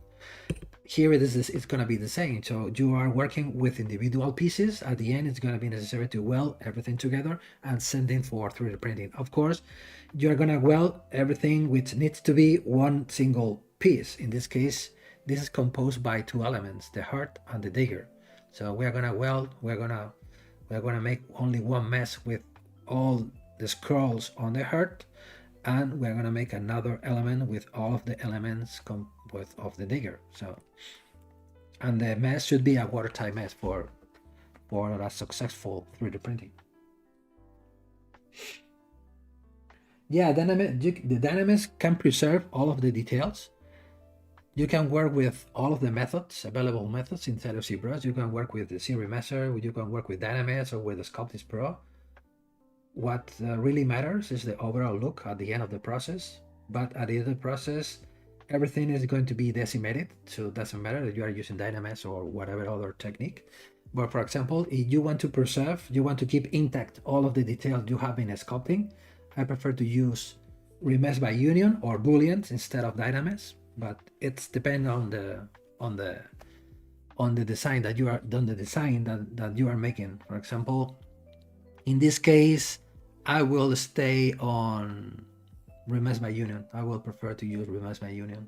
but maybe some elements dynamics, sometimes not, depending on the amount of details you are creating. You can go with reverse by union or to dynamics.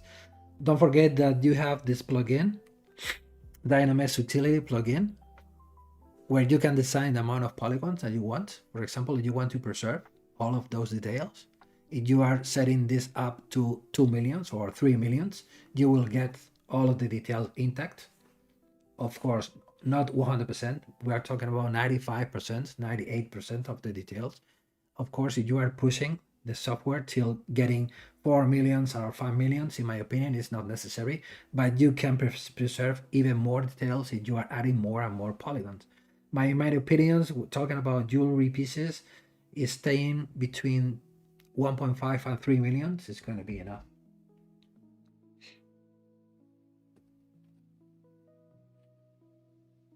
No, it's not a pain. It's not a pain, but you're talking about the the connecting process itself, because ZBrush doesn't take too much time. For example, if let me make you a real example. If I turn on the connection system, if I turn off the dagger and turn this off, for example, this, everything is visible now on the canvas. We can go to merge, where are you? Merge here, merge visible. We have the result here. Everything is on one single subtool, but everything is composed by many different individual meshes. What you can do, I'm gonna Control D, I'm gonna subdivide it. Let me remove the subdivision levels. I'm gonna make a copy, because I'm going to make two examples, one with zero measure and then the another one with the dynamics. For example, let's first try make an example, sorry, a detail on the surface. Curve pinch brush.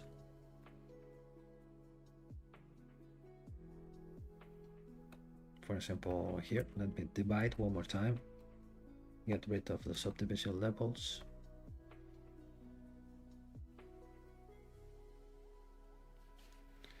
Let me add one detail here, another one detail. I forgot to turn on the symmetry, but doesn't matter. We are just creating details.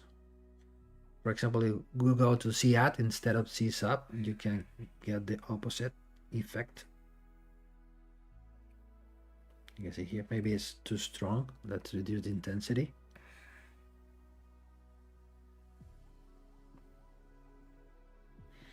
So you can get this just for taking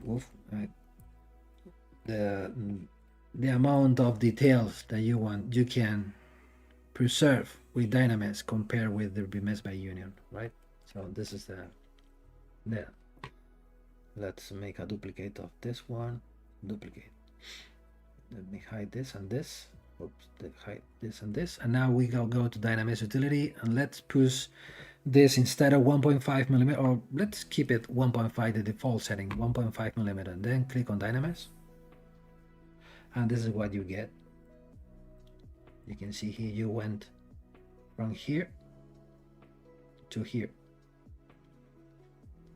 For example, here you can see here you are losing a little bit of detail here, because dynamics is softering or the surface here. But for example, if you turn this off and you set this value from 2 to 1 to 0, you can click on dynamics again, and you are getting 1.5, less than 1.5 millions. And you can see here the details are still there. If we consider, for example, this faceting as small tiny details, you can see here the artifacts that you have here produced by the mesh, the faceting of the different facets of the polygons. You can see here you preserve them, not 100%, but you already have here the 95% of the details. And we are having a mesh of 1.5 million, that it is not a big amount of polygons. And now from this point you can start, for example, grabbing the smooth valleys and start smoothing things, welding things together, to hiding the joints between each piece. And now from this point you can start sculpting and refining the surface that you want with this dynamism. But for example, if you go to remesh by union, you can go with the gizmo, click on the gear, and you press here, remesh by union. And you will get exactly the same mesh, but what ZBrush does is to making these unions between the necessary meshes. For example, let me find one seams. You will start creating these seams composed by triangles because ZBrush is connecting the different vertices for getting a watertight mesh. Okay, from this point it's going to be necessary to remesh it. We can go, for example, to series measure. Give me the same amount, but keep in the groups, and then you can create a new mesh, a sculpting friendly mesh with this process. Almost having the same result. Of course, here the result you can see here. Even if we are saying that we are looking for the same amount, ZBrush is giving us less polygon. Let me turn on double. Instead of the same amount of polygons. Let's see what it does now.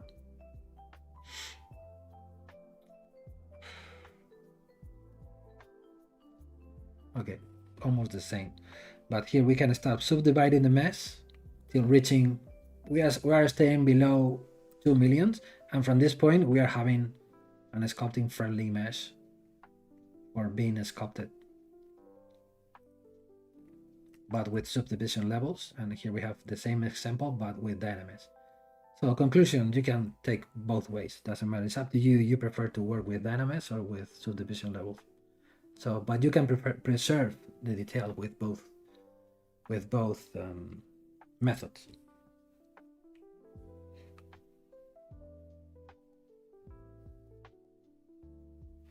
No, series measure can't perform boolean, so you make the boolean first and then you remesh the result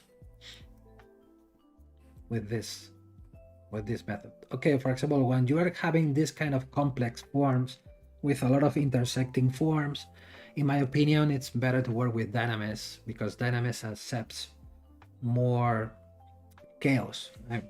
I mean, but if you are having more relaxed or uniform forms, you can go to series measure with subdivision levels, but both ways works very well. It is not a big problem. The intersecting swirls or scrolls or tubes or whatever. So ZBrush works very well with this.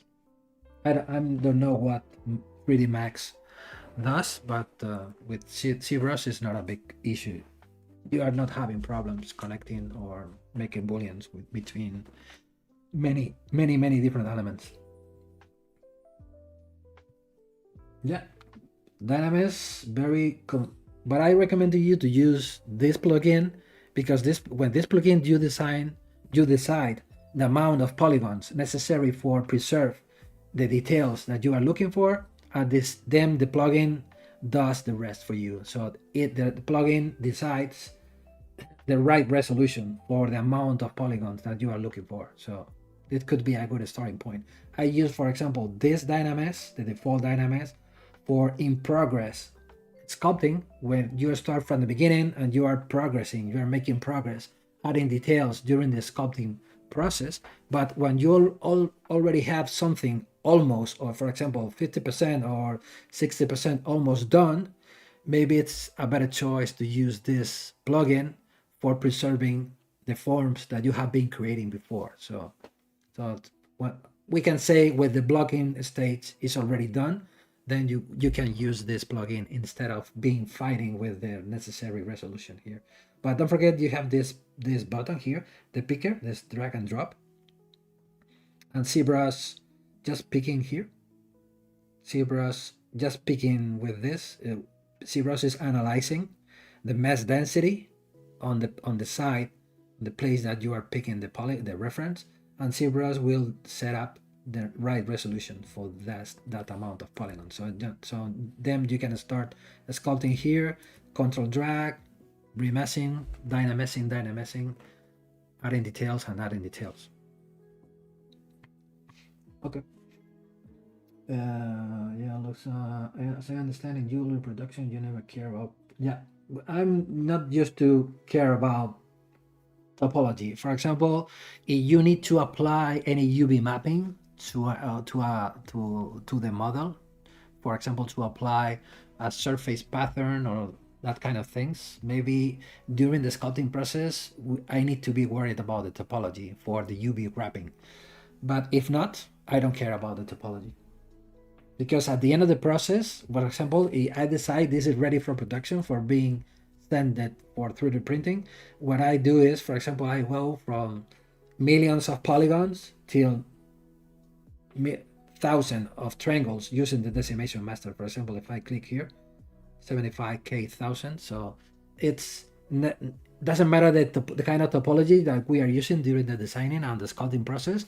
At the end of the process, it's going to be necessary to decimate the best or send it for 3D printing. So I don't care about the topology during the sculpting and the modeling process. Yeah, anything goes as long as the face looks good. Exactly. So this is I went from 2 million to 75,000 polygons. This is the mess ready for being sent as an STL file for manufacturing, for production. So as you already said, if the surface looks good, if the design works in terms of measurements, weight, composition, the clients approve it. So I don't care about the topology. For me, the topology is another tool for creating a specific finishings, grabbing a texture on a surface, but I don't care about the topology. Okay, we are done. So I will continue working on this design on my Patreon.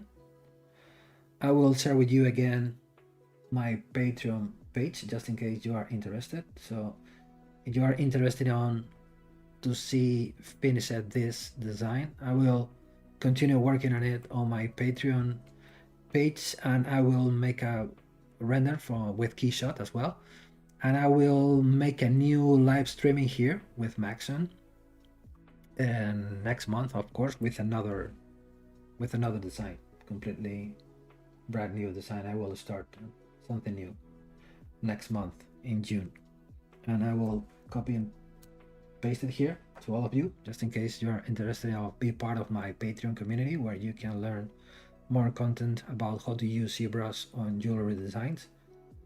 And just say thank you very much to all of you who have been here watching this live, and thank you very much who have been here watching this video. And if you have any comments, you need to clarify something, you have any question, don't hesitate to post it on the comments. I will pay attention to the video and I will answer all of your questions about what I did during the streaming. So thank you very much. I will see you here at the Maxon channel next month in June. Bye.